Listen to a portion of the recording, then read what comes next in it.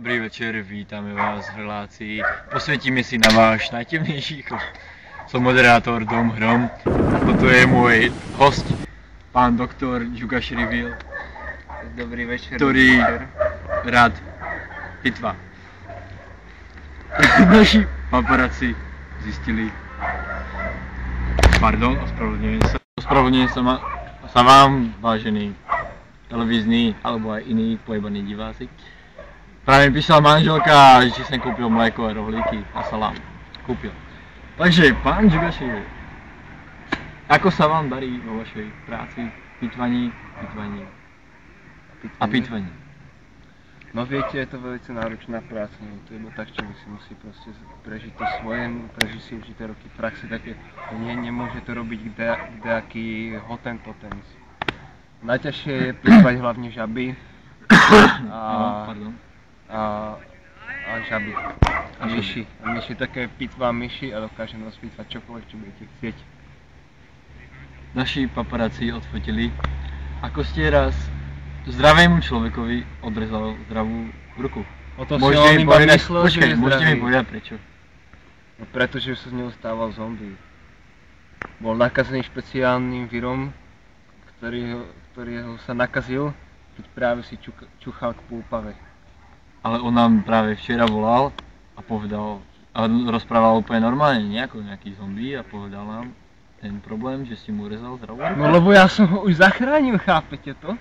Ja som mu zachránil životom a teraz sa bude žalovať, ne? No kokot. Vidíte? To sú za ľudia, človek im ureže ruku, iba sa žijú založmať na do piče. 2 milióny eur, že chce od vás. No, to odholí kokot, akorát taká. Nie, 2 milióny, prosím pekne, do piče, prepáčte. Takže to sa vystrihá, nie snad. Nie, ale nevadí. No, do piči. Už tam ostane. Tak už to môže byť. To je živé vysielanie. No ale proste tú ruku mal naozaj nakazenú, keď sa načuchal tej púpavy. A ja si proste za tým stojím, zaplatím si právnikov a toto sa bude proste riešiť. A ako potom vysvetlíte to oko? Ale veď to sa stáva, keď proste človeku ujde ruka občas, tak mu proste sa mu stane, že sa okrem nohy ustrihne aj hlava, treba som ruka, no Pane Bože, veď sme len ľudia, nie?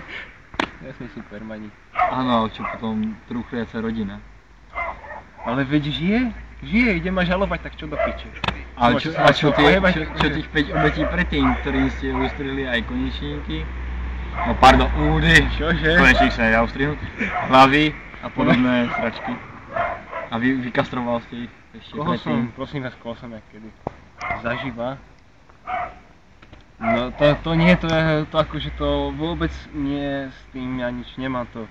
Nejaký proste maniak, ktorý pobehuje, zvraždí ľudí a chce to hodiť všetko na mňa. Pán Ferko Perko prišiel k vám s takým problémom, že potreboval urezať chodidlo práve na nohe.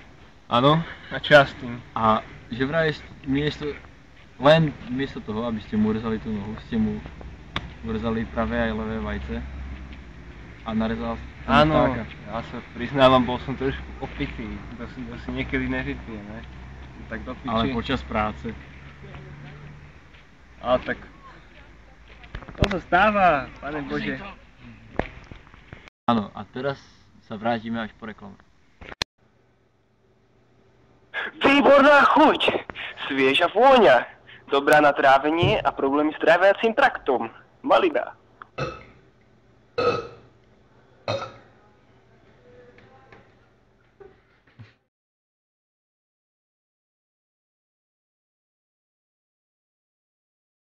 Áno a smeť. Smeti som vyhodil, to bola tá reklama. A späť k tej téme. Prečo ste tomu pánovi Ferkovi Perkovi narezal vtáka a urezal gule? Ale viete, ja som bol opitý a on mi hovoril v práci. On doniesol tú fľašu za tú službu. On za to môže, on mi to proste priniesol a povedal mi, že ho serie jeho šulin. No tak chcel som mu vyhovieť, tak som mu proste ufikol a už ho nemá čo srať. A ja som mu spravil dobrú službu a on ma tady teraz dáva do novín, že ja som mu namiesto toho, čo nechcel, urobil to, čo teda nechcel vlastne. Ale tak prečo ste pil v službe, veď to ste tú fľašu mohli dopiť aj potom. Nemohli, lebo on chcel, aby som si dal s ním, tak akože čo? To by som ho urazil. Ale vy ste ako poriadny doktor mal odmietnúť, že nie, v práci nesmie. Ale prosím vás, nájdite mi tady v Skalici poriadného doktora a až potom sa môžeme spolu baviť, ďakujem. A vy ste mohol byť výnimka. A nemám k tomu už ďalej čo povedať. Ďalšiu Dobre, otázku teda. poprosím.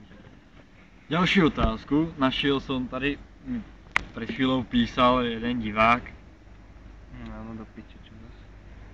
ktorému ste po pitve špatne zašili babku a na pohrebe vyzerala veľmi špatne.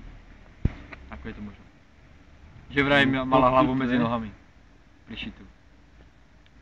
Počkajte, to si musím spomenúť. Ako sa volala tá babka? Jeho babka sa volala Anča Petrofová. Áno, to si veľmi dobre pamätám. Ona chcela proste... Hovorila, že proste je stále v piči a sťažovala si na to. No tak proste som jej usekol hlavu Áno. a strčil som jej ju medzi nohy. A prečo práve medzi nohy? No lebo to tak chcela. Lebo si sťažovala, že je stále v piči a pritom to nie je pravda, tak som chcel, aby to pravda bola, nie? Ďakujem vám za váš rozhovor. Pán Áno, doktor prosím. Džugašrovi. Musíme Nie je za končiť, čo. čas nás krátí. Je na piči ten čas. No je to v Je ho piči. strašne málo. Mne to nevadí. Dovidenia na budúce. Konečne idem do piči. Spičení diváci. A to je to Drbnuté show.